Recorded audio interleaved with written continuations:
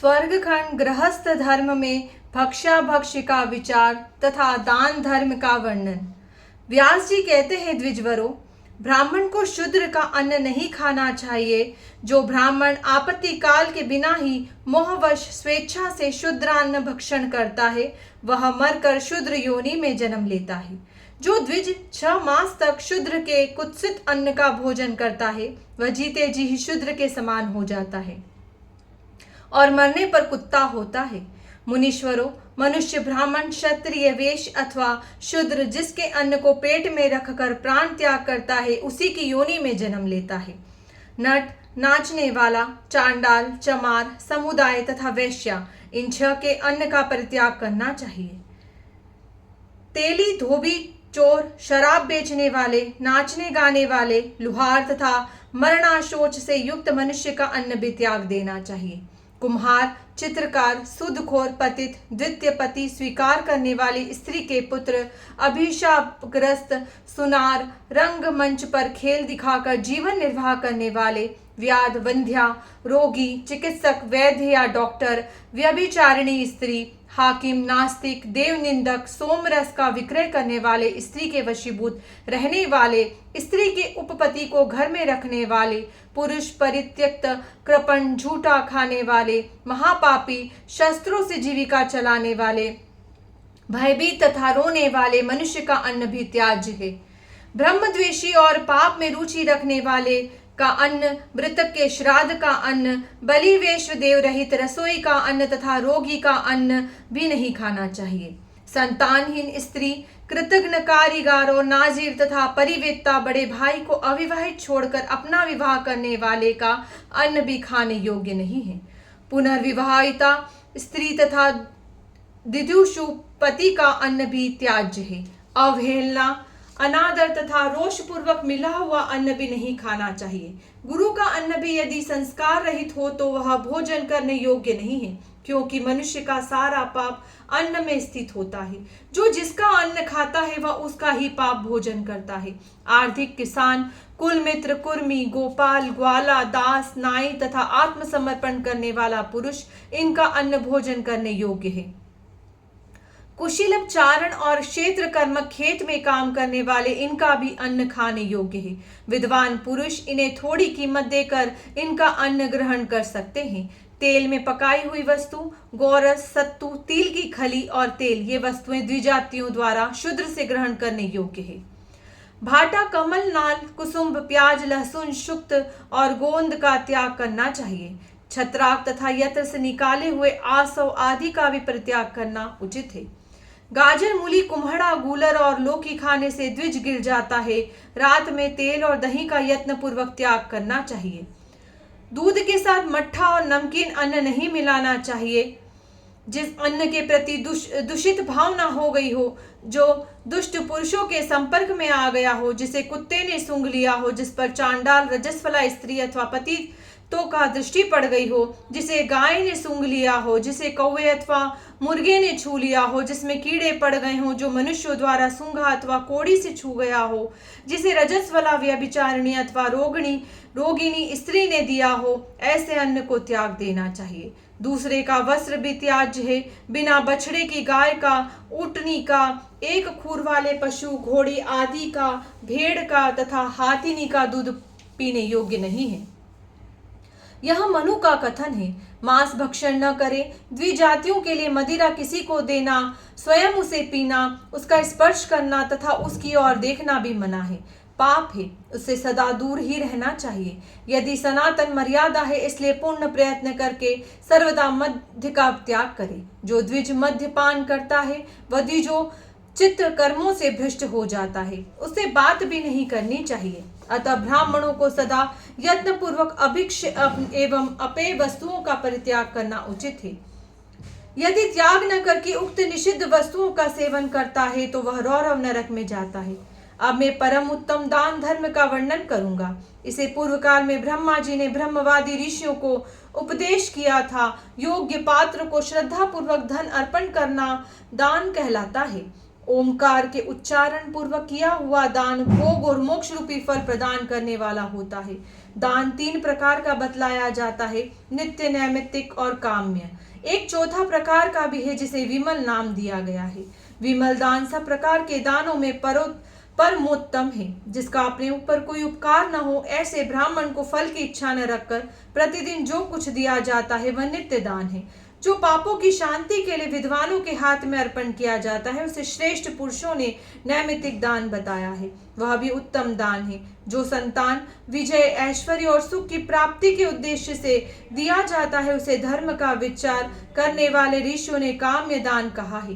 तथा जो भगवान की प्रसन्नता के लिए धर्म युक्त चित्त से ब्रह्मवेता पुरुषों को कुछ अर्पण किया जाता है वह कल्याणमय दान विमल सात्विक माना गया है। सुयोग्य पात्र के मिलने पर अपनी शक्ति के अनुसार दान अवश्य करना चाहिए।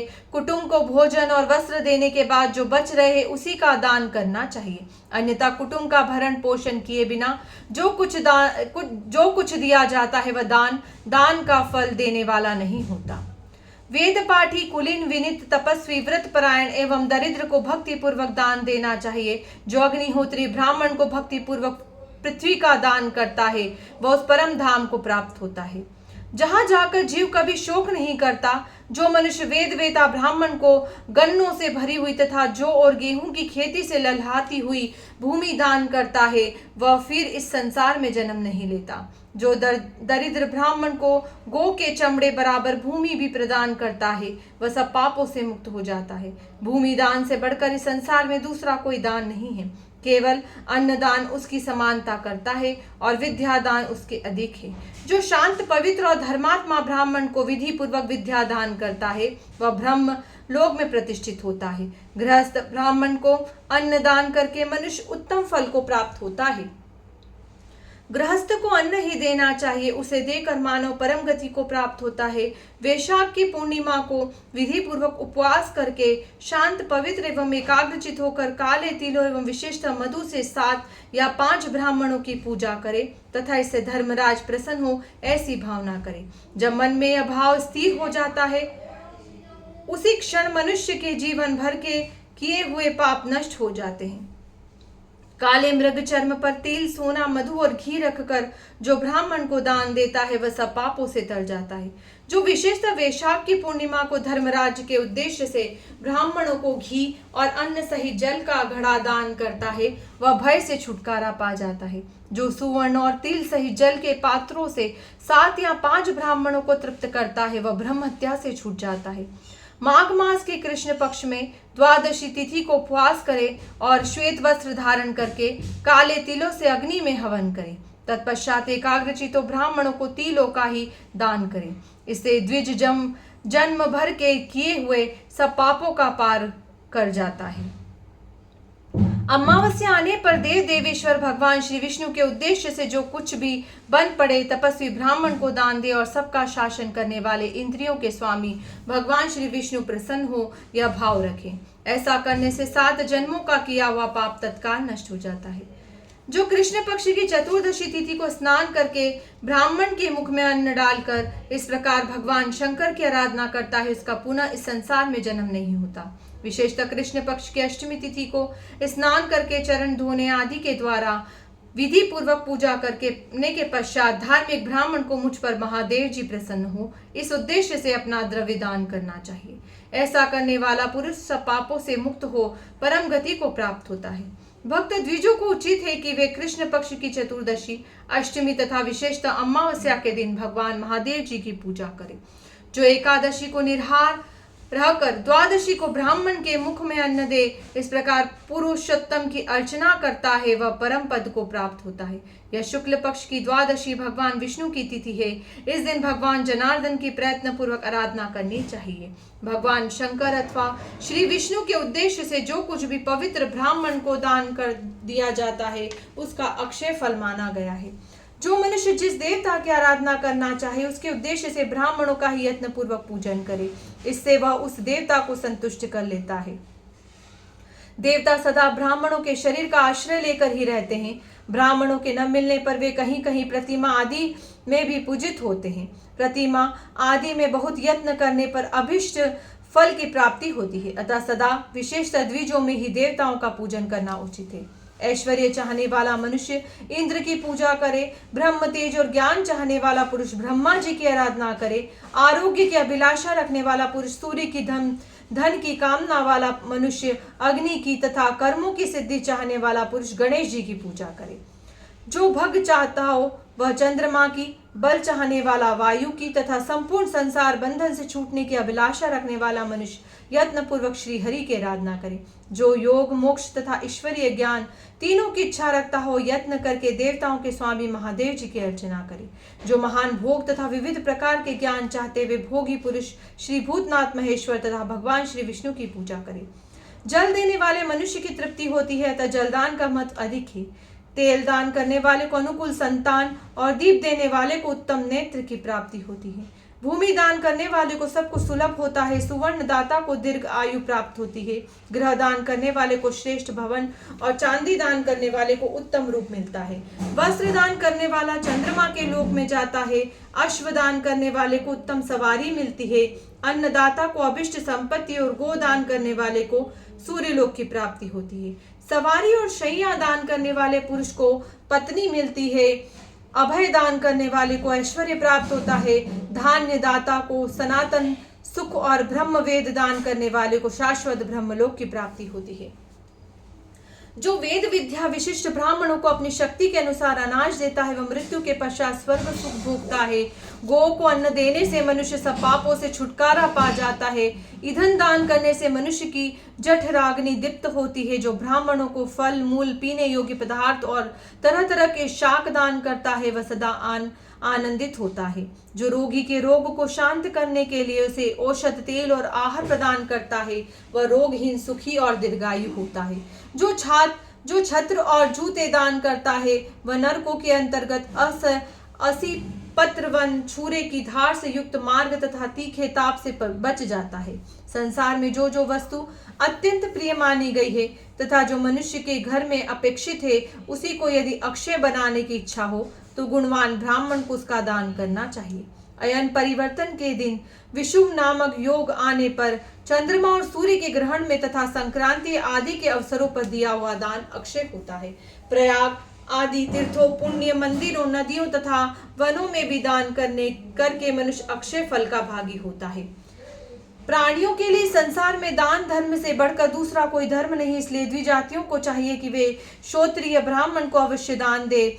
ऐश्वर्य की इच्छा रखने वाले पुरुष स्वर्ग की प्राप्ति के लिए तथा मुमुक्षु पुरुष पापों की शांति के लिए प्रतिदिन ब्राह्मणों को दान देते रहें। जो पापात्मा मानव गो ब्राह्मण अग्नि और देवता के लिए ही दी जाने वाली वस्तु को मोहवश रोक देता है उसे पशु पक्षियों की योनि में जाना पड़ता है।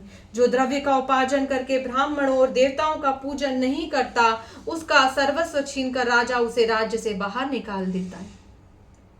जो अकाल के समय ब्राह्मणों के मरते रहने पर भी अन्न आदि का दान नहीं करता वह ब्राह्मण निंदित है। ऐसे ब्राह्मण से दान नहीं लेना चाहिए तथा उसके साथ निवास भी नहीं करना चाहिए। राजा को उचित है कि वह उसके शरीर में कोई चिन्ह अंकित करके उसे अपने राज्य से बाहर कर दे। द्विजोत्तमगण जो ब्राह्मण स्वाध्यायशील विद्वान जितेंद्र तथा सत्य और संयम से युक्त हो उन्हें दान करना चाहिए। जो सम्मान पूर्वक देता और सम्मान पूर्वक ग्रहण करता है वे दोनों स्वर्ग में जाते हैं। इसके विपरीत आचरण करने पर उन्हें नरक में गिरना पड़ता है। यदि अविद्वान ब्राह्मण चांदी सोना घोड़ा पृथ्वी और तिल आदि का दान ग्रहण करे तो सूखे ईंधन की भांति भस्म हो जाता है। श्रेष्ठ ब्राह्मण को उचित है कि वह उत्तम ब्राह्मणों से धन लेने की इच्छा रखे। क्षत्रिय और वैश्य से भी वह धन ले सकता है किंतु शूद्र से तो वह किसी प्रकार धन न ले।